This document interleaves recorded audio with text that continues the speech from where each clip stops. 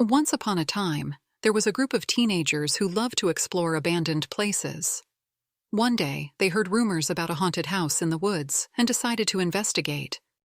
They arrived at the house late at night and entered through a broken window. The house was dark and dusty, and the air was thick with the smell of decay.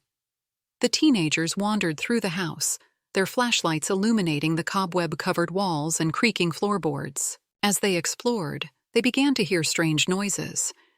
Footsteps followed them down the hallway. Doors slammed shut behind them. Whispers echoed through the empty rooms. The teenagers were scared, but they were also curious. They wanted to know what was haunting the house. They continued to explore, deeper and deeper into the darkness.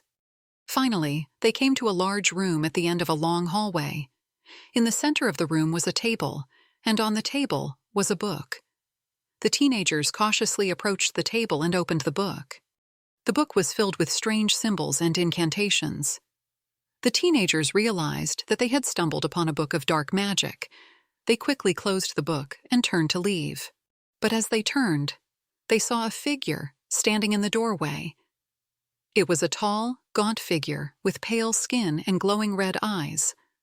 The figure raised its hand and pointed at the teenagers. The teenagers screamed and ran out of the room. They raced through the hallway, but the figure was right behind them. They could hear its footsteps getting closer and closer. The teenagers reached the front door and burst outside. They ran into the woods and didn't stop running until they reached the safety of their homes. The teenagers never went back to the haunted house.